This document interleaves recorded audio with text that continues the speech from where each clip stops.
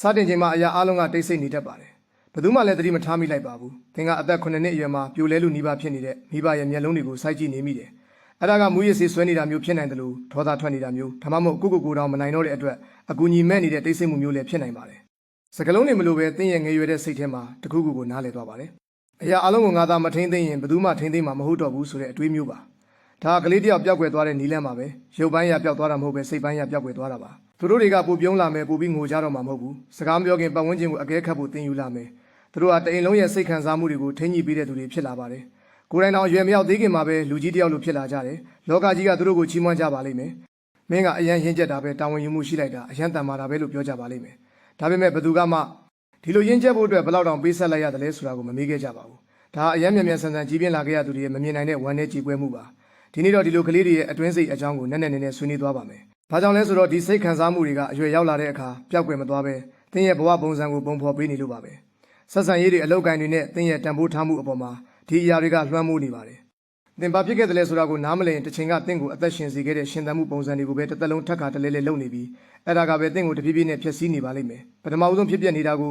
စမ်းစစ်ကြည့်အောင်။ကလေးတွေကိုမိဘတွေကစောင့်ရှောက်ပေးမဲ့အစားကလေးတွေကမိဘတွေကိုစိတ်ပိုင်းဆိုင်ရာအားပေးကူညီနေရတဲ့အခြေအနေကိုစိတ်ပညာမှာ parentification လို့ခေါ်ပါတယ်။ကလေးတယောက်ဟာပြုစုစောင့်ရှောက်သူငြိမ်းချမ်းရေးယူပေးသူကုထုံးပေးသူနဲ့ကာကွယ်ပေးသူဖြစ်လာတဲ့အခါမျိုးပါ။ဒါကျမ်းမာရေးနဲ့မညီညွတ်တဲ့အပြင်အုံနောက်ကိုပါပြောင်းလဲစေပါတယ်။ကလေးတယောက်ဟာကိုယ့်ရဲ့ဒါမှမဟုတ်တခြားသူတွေရဲ့စိတ်ခံစားမှုကိုအမြဲတမ်းထိန်းညှိပေးနေရတဲ့အခါ hyper vigilance လို့ခေါ်တဲ့အမြဲတမ်းနဲ့စောင့်ကြည့်နေရတဲ့အခြေအနေကိုရောက်သွားတတ်ပါတယ်။အနည်းတစ်ခုခုရှိမလားလို့အမြဲစိုးရိမ်နေမယ်သတိထားနေရမယ်။အချစ်ဆိုတာအယောင်းဝယ်တစ်ခုလိုဖြစ်လာတယ်။ငါငြိမ်းချမ်းအောင်နေပြီးရင်သူတို့ငါ့ကိုလုံခြုံအောင်ထားပေးလိမ့်မယ်ဆိုတဲ့အတွေးမျိုးပေါ့။ကိုယ့်ရဲ့လိုအပ်ချက်တွေကအန္တရာယ်ရှိပြီးသူတို့ရဲ့လိုအပ်ချက်တွေကသာအရေးကြီးတယ်လို့သင်ယူသွားမိတယ်။ဒီလိုနဲ့သင်ပြောက်ကွယ်သွားပါတယ်။အပြင်ပန်းမှာတော့ကောင်းမွန်တဲ့ကလေးထူးချွန်တဲ့သူအပေါင်းအသင်းတွေအတွက်အကြံပေးကောင်းတဲ့သူဖြစ်လာပါလိမ့်မယ်။ဒါပေမဲ့အတွင်းစိတ်ထဲမှာတော့နာကျင်နေတာပါ။သင်မြုပ်နှံထားတဲ့အတွင်းစိတ်ထဲကကလေးငယ်ကတိတ်ကလေးအော်ဟစ်နေပါတယ်။ငါ့ကိုဘာကြောင့်ဘယ်သူမှမကာကွယ်ပေးခဲ့တာလဲလို့ပေါ့။အရွယ်ရောက်လာတဲ့အခါလက္ခဏာတွေကပိုရှုပ်ထွေးလာပါတယ်။သင်ဟာအကူအညီကိုညှင်းဆန်တတ်တဲ့ hyper independent တယောက်ဖြစ်လာနိုင်တယ်။လူတွေကိုတွန်းထုတ်မယ်ဒါမှမဟုတ်အချစ်ကိုဘယ်တော့မှစိတ်မချနိုင်ဘူး။ပျော်ရွှင်နေရမယ့်အချိန်မှတော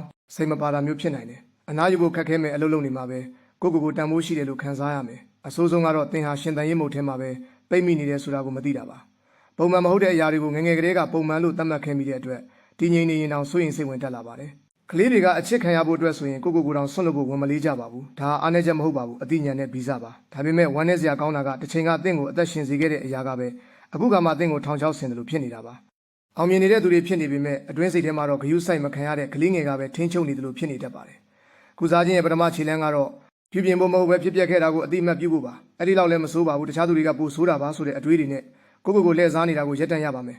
သင်ဟာအမြဲတမ်းအသက်ရှုမှုကပဲတယောက်ယောက်ကသင်ကိုပြိုလဲခွင့်ပေးဖို့စောင့်မျှော်နေတာမဟုတ်ပါလားအမှန်တရားကတော့သင်ကိုကယ်တင်ဖို့ဘယ်သူမှလာမှာမဟုတ်ပါဘူးသင်ကိုယ်တိုင်ပဲပြန်သွားပြီးအဲ့ဒီကလေးငယ်ရဲ့လက်ကိုဆုပ်ကင်ပေးရမှာပါ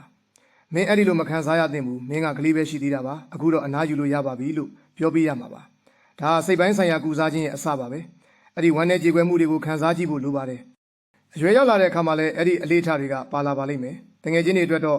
့အကြံပေးကောင်းဖြစ်ပေမဲ့ကိုယ့်ရဲ့ခံစားချက်ကိုတော့ဘယ်သူမှမပြတ်တရဲတာမျိုးအကူအညီတောင်းဖို့ကြောက်ရွံ့တာမျိုးတွေဖြစ်တတ်ပါတယ်။ဒါတွေကသင်ရဲ့ပင်ကိုယ်စရိုက်မဟုတ်ပါဘူး။သင်ယူခဲ့ရတဲ့ရှင်သန်မှုနည်းလမ်းတွေပါ။ဒါပေမဲ့သင်ရဲ့အနာတွေကိုသင်တန်ဖိုးထားတဲ့အချိန်မှာဒါတွေကိုပြောင်းလဲနိုင်ပါတယ်။ကိုယ့်ရဲ့အတွင်းစိတ်တွေကကလေးငယ်ကိုငါငယ်ငယ်ကဘာလို့အပ်ခဲ့တာလဲလို့မေးကြည့်ပါ။တယောက်ယောက်ကငါ့ကိုအပြစ်မရှိဘူးလို့ပြောစေချင်တယ်။ငါဘလို့နေလဲဆိုတာကိုမေးစေချင်တယ်။ကြောက်စရာမလိုပဲကစားစေချင်တယ်ဆိုတဲ့အဖြေမျိုးရလာပါလိမ့်မယ်။အဲ့ဒီလိုအပ်ချက်တွေကိုကိုပြန်ဖြည့်ဆည်းပေးရပါမယ်။အဲ့ဒါမှပဲသင်ရဲ့ဆက်ဆံရေးတွေမှာမိဘပုံစံမျိုးကိုရှာဖွေတာမျိုးရပ်တန့်နိုင်မှာပါခါလ်ဂျွန်းကပြောခဲ့ပူးပါတယ်နာကျင်မှုမရှိဘဲတတိတရားရလာခြင်းမရှိဘူး